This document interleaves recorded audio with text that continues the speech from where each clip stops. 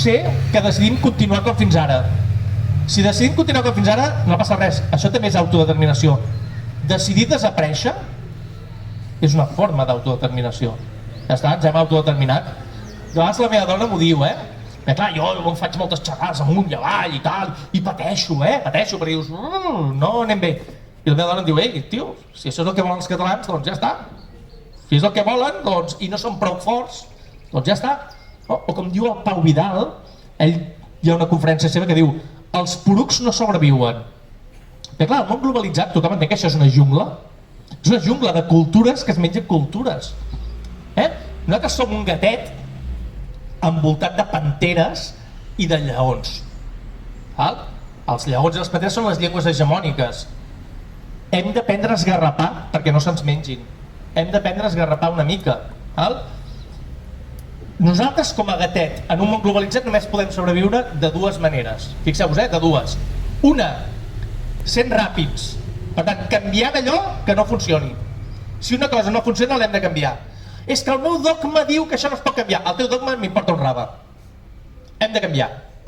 Perquè si el teu dogma, siguis de dretes o siguis d'esquerres, m'és absolutament igual. Si el teu dogma ens porta a desaparèixer, no m'interessa el teu dogma. Què vull dir amb el dogma? Us poso un exemple. A Tortosa, és que l'escola concertada, no sé què, no hi ha immigrants... No, a nosaltres el que ens interessa és que els nouvinguts parlin català, oi que sí? Doncs vinga, tots els nouvinguts repartits perquè parlin català, tot arreu. No facis guetos, no facis escoles gueto, creient que els teus fills catalanets no han d'anar amb immigrants. Nosaltres el que volem és catalanitzar. Oi que són aquí? Oi que els hem de fer catalans? Vinga, barregem-los tots. El teu dogma de dretes m'importa un carall.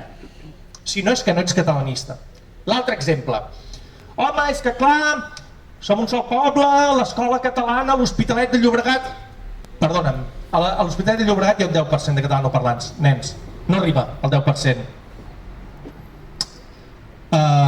L'escola pública a l'Hospitalet, que per cert en molts llocs és en castellà, t'està castellanitzant els alumnes. Ens haurem de buscar la vida. Hem de canviar això. Ho hem de canviar a l'Hospitalet. La manera com funciona l'escola l'hem de canviar. Perquè això et porta a l'assimilació. I el meu dogma d'esquerra és la igualtat. Sí, tanta igualtat com tu vulguis, però jo el que vull és sobreviure com a comunitat lingüística. Us deia, hem de ser ràpids i l'altre, hem de ser llestos. Si tu ets ràpid però burro, no sobrevius. Ets com un pollastre sense cap.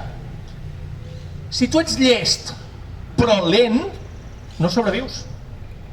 Has de ser ràpid i llest, si no has begut oli a la jungla actual.